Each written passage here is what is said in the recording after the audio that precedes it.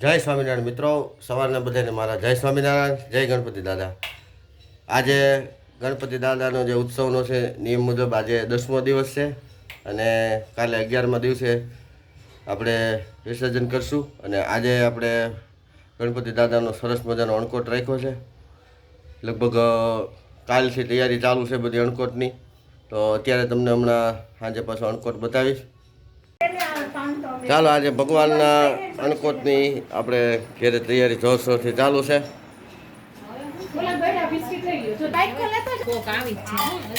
સરસ મજાના બધા લોકો ભગવાનને ભાવતા બહાર બધા હાથ છે ભગવાન.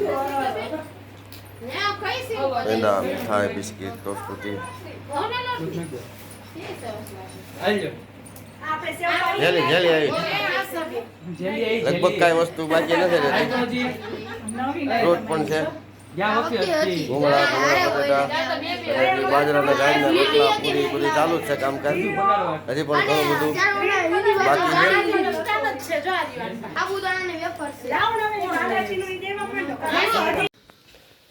તો આપણે આ અણકોટની તૈયારી, સવારની તૈયારી ચાલુ છે. બધું ગોઠવાઈ રહ્યું છે અને આજુબાજુના પાડોશના બધા બહેનોએ ખૂબ આમાં સરસ મહેનત કરી, કારણ કે આ એકલા કીધે થાય નહીં. બધાની મહેનત છે.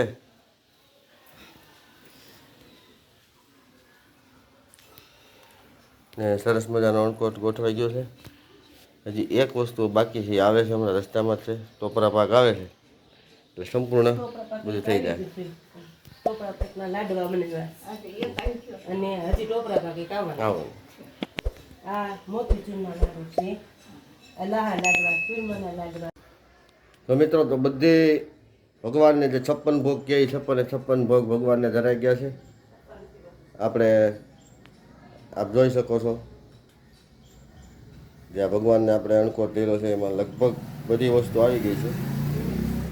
અને આ આપણે દેશી આપણું ફૂલ ભાણું,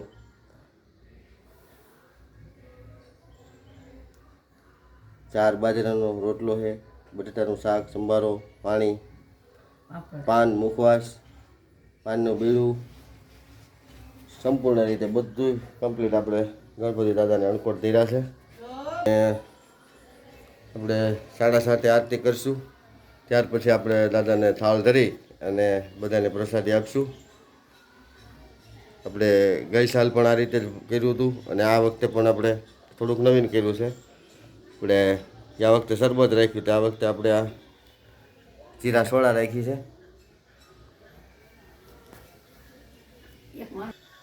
જય ગણપતિ દાદા. તો તમને આમ એકથી બતાવતો જાઉં છું આપણે અણકોટ જે ભગવાનને ધીરાઈ.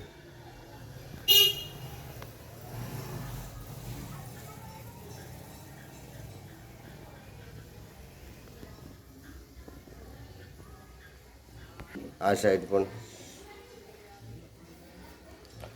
ક્રાઇમ્સ 94 સંપૂર્ણ વસ્તુ.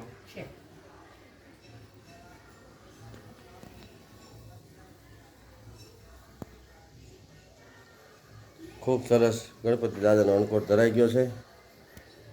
અને દર વર્ષે ગણપતિ દાદા આવીને આપણી ઉપર અસીમ કૃપા રાખે તો આવતી સાલ આપણે આથી પણ ખૂબ સરસ વધારે સારું કરીશું. એમાં આપણું કાંઈ હાલે નહીં, કારણ કે કાલે આપણે રાત્રે દાંડિયા રસ હતા અને 9:30 વરસાદ ચાલુ થઈ ગયો. આપણે પાવભાજી બનાવી નાખી, ત્યાર પછી વરસાદ ચાલુ થયો, કારણ કે દાંડિયા રસ શરૂ થાય અને આપણે તે પછી પાવભાજી ખવડાવવાની, એટલે પછી બધા અમે ભેગું સર્કલ બેસી ભગવાનની 2-3 ધૂન કીર્તન ગાયા અને પાવભાજી ખાઈને પછી અમે રાત્રે બધા છૂટા પડ્યા.